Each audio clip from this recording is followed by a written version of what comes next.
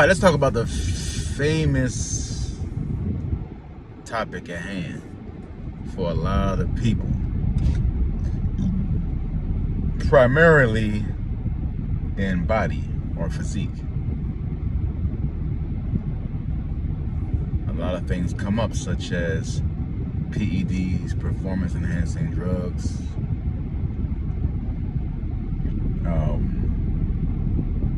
genetics, which we're going to get into here. So, genetics, something passed down. I like to say something passed down from your family tree, parents per se. So, genetics are really, they really only make a difference if you like want to get on stage as a bodybuilder, or you want to be like a certain weigh a certain amount of weight. Because where genetics come in, because anybody can look like they're on steroids or have a great physique, you know, but a lot of people just don't take the time that it's going to take to look like they're on drugs. That's the best compliment in the world, when you're not taking steroids or drugs and everybody thinks that you're on there. That's a great compliment. That's a show.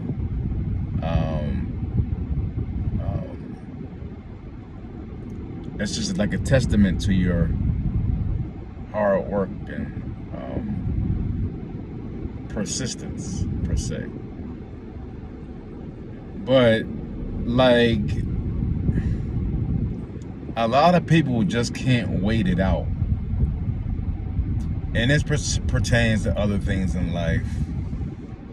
Most people are not going to wait out. You have to give it a good 5-year run. Eating, training, resting, getting your water in, your macros right. Hey man, it's some work, man. Only then can you really tell what your genetics might be able to give you with physique. And even then, a lot of the guys that we see online, social media, a lot of these guys have been working out for a decade or more. So picture that.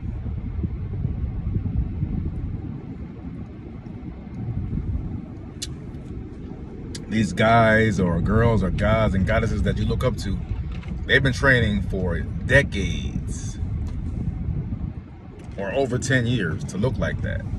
So you think you're gonna go in the gym for a few months or something like that, or a couple years, in comparison to them? Come on, guys.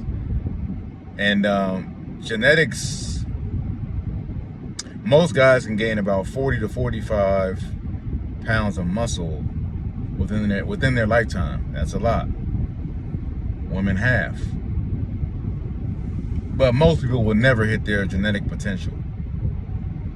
There's calculators online. There's ways to find out how much muscle you will be able to put on in your time of training. All you have to do is measure your wrist and measure your ankle.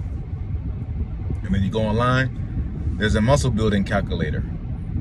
Just type in muscle building calculator. Type in your stats. I think you have a stat.